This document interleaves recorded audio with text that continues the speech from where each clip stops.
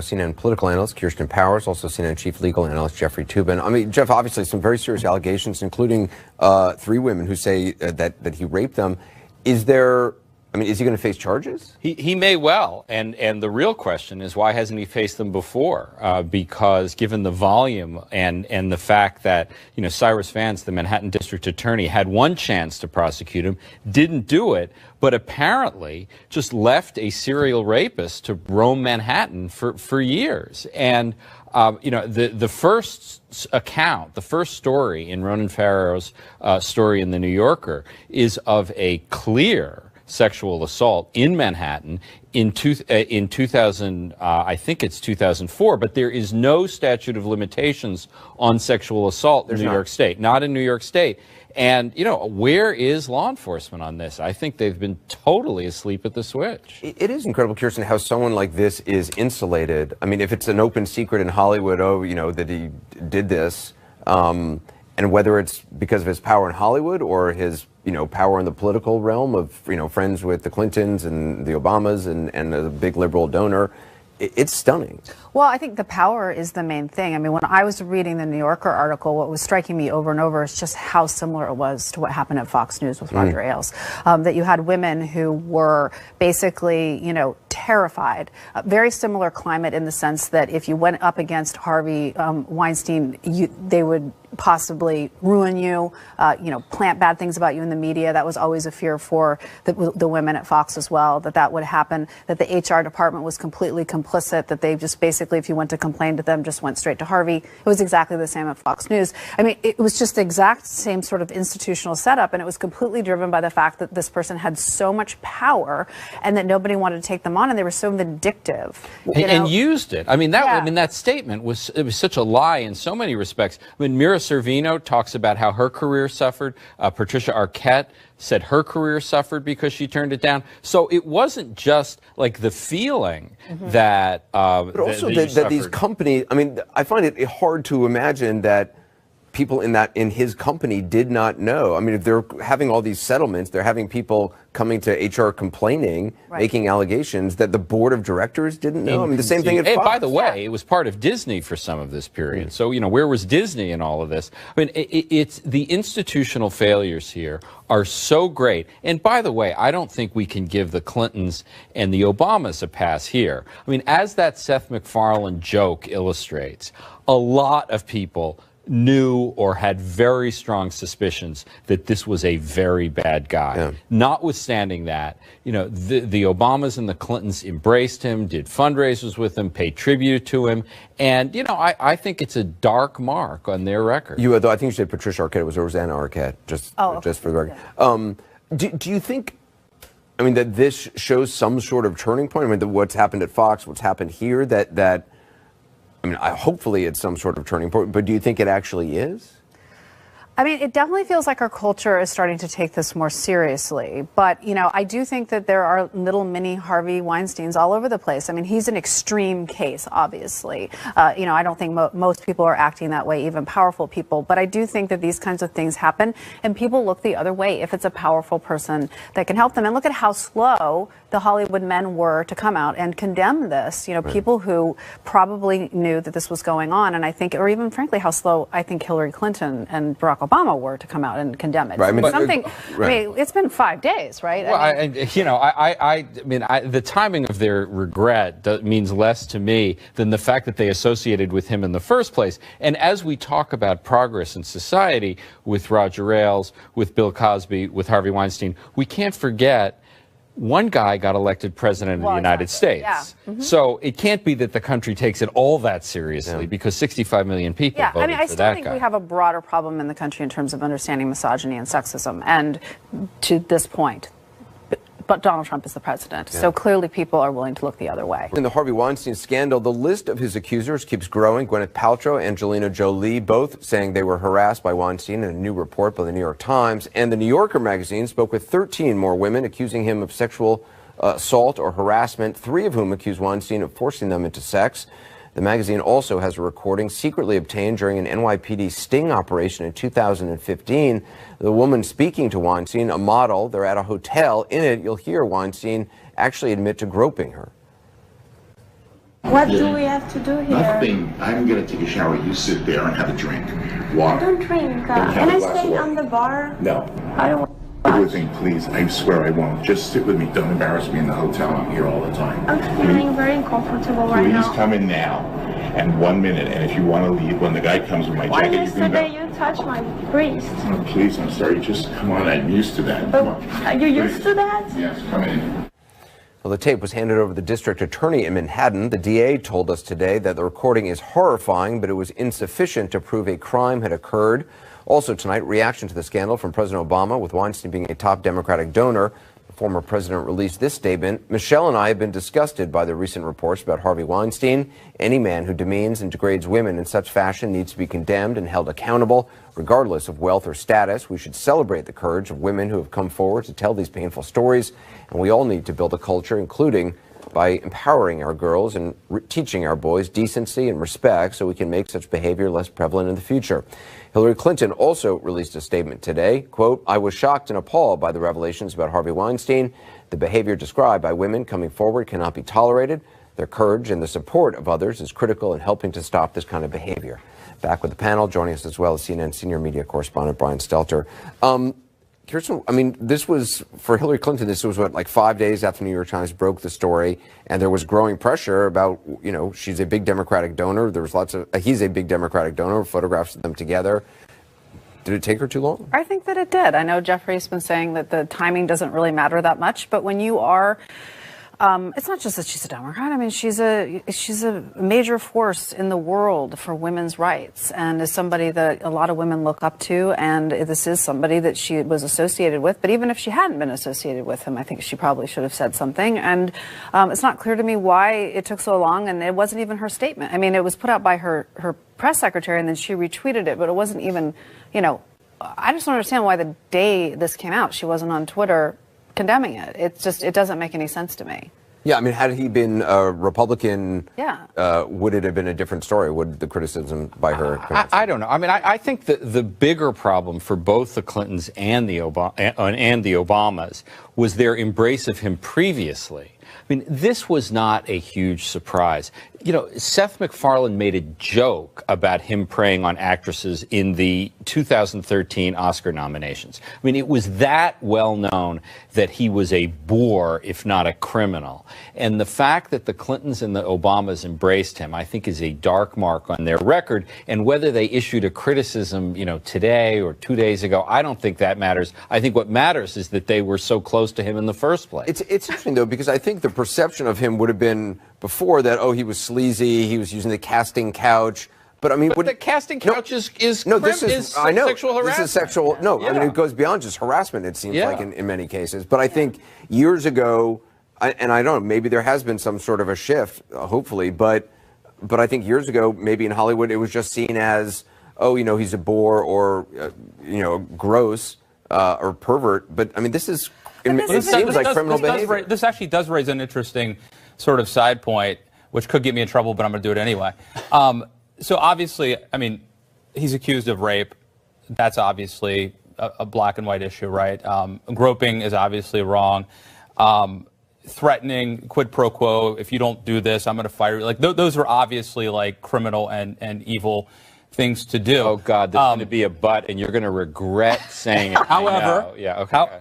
However, he denies any unwanted sexual contact, at least for now. So we should say that. But I guess my question is, what are the rules? What are the rules? Because if you are a powerful man, if you're a boss, and he called these women, by the way, colleagues. I don't know if they're colleagues or subordinates, but what are the rules?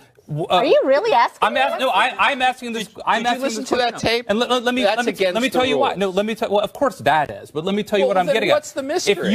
If you are a powerful man in this country, you're a celebrity or whatever.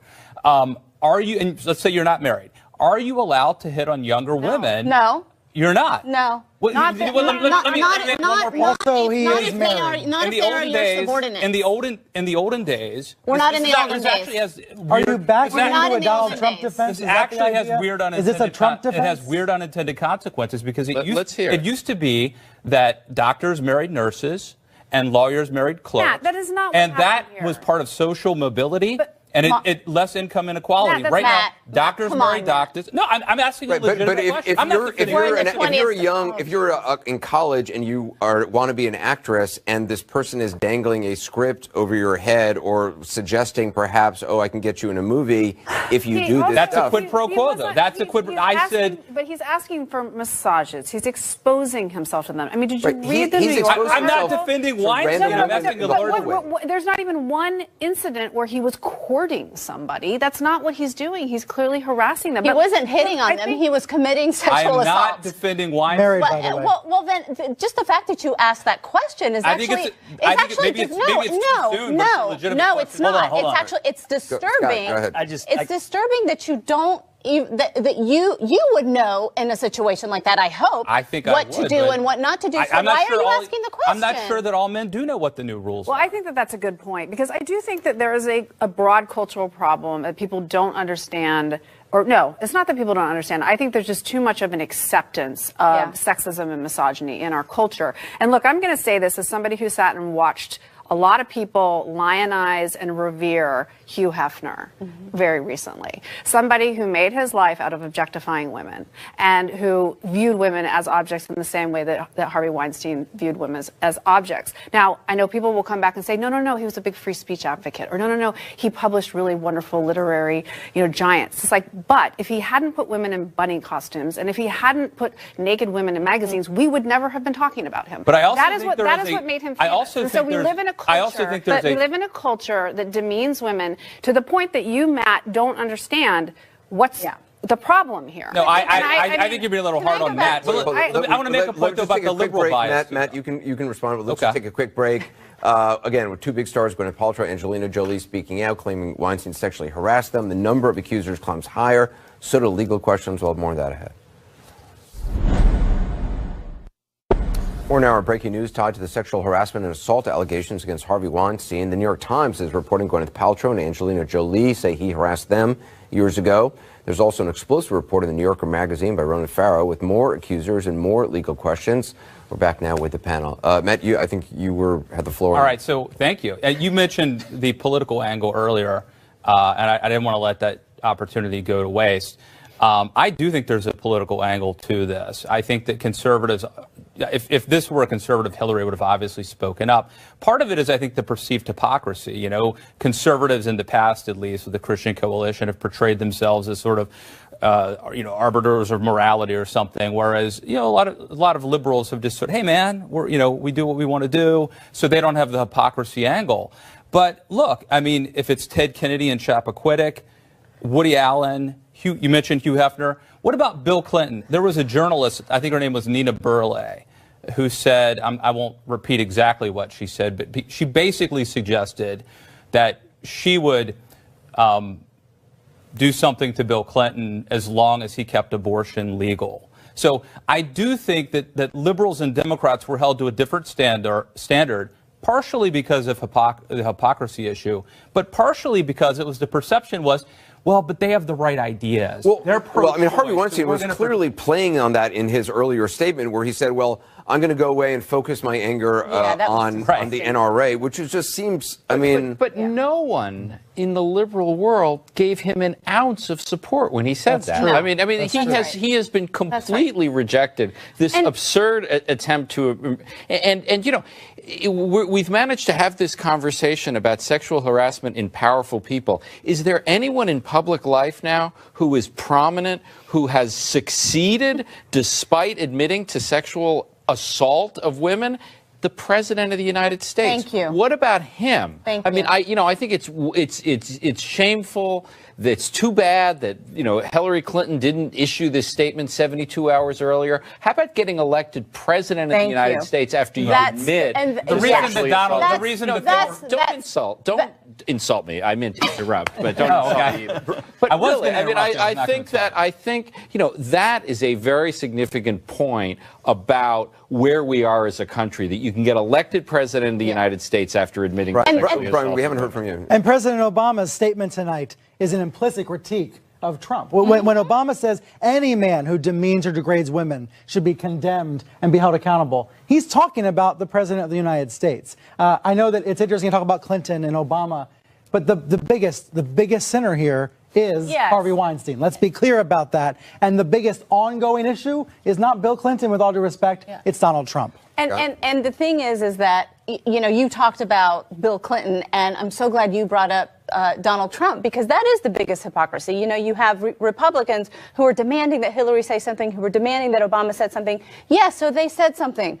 But Democrats are not going to elect Harvey Weinstein president of the United States. So I think what we have to do. There were plenty of people who gave him awards and embraced him because he certainly helped elect presidents. I agree, and I think that's disgusting. And you know, Democrats have the Democrats who are in office now, who had his money, are now going to give it back, and I think that's the right thing to do. But at the end of the day, you know, Republicans to be criticizing Democrats for supporting Harvey Weinstein when they elected the president of the United States, it's a sideshow. Looked away after the Access Hollywood. Do you think the Clintons should give back money that he gave them? I mean, if it's possible, I don't even know that those accounts exist, or if that's money that is money that is even there. That's why the Democrats who are in office now and the committees who have taken his money recently, they are all giving it back. Yeah, the Democrat National Committee gave it to other Democratic committees. But you know what, Scott? But you know what, Scott? We didn't elect a sexual predator president of the United States. You didn't in the 90s? You didn't in the 90s? Was he a self-professed female genital grabber? Did he not prey on a woman in the Oval Office? And did he or did he not get impeached? He paid for it. Here's the thing. This is a filthy, disgusting story. We have to find something like good to take out of this, and here's what I think. This is going to possibly inspire and rip the lid off who else out there in Hollywood is engaging in this conduct. There's like this eye-opening tweet storm from the actor Terry Crews tonight, who was groped recently, apparently, at a party by a male Hollywood executive. He didn't out the executive, but he said, I need to tell this story so the guy knows who he is, and he stops doing it.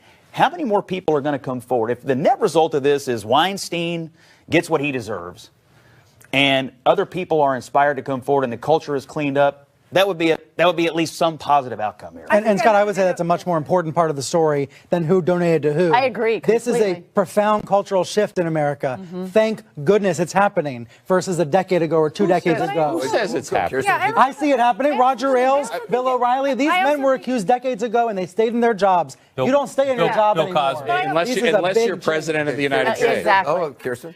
No, I think it also would be progress, frankly, if we didn't do what just happened here, which is everybody went to their corners.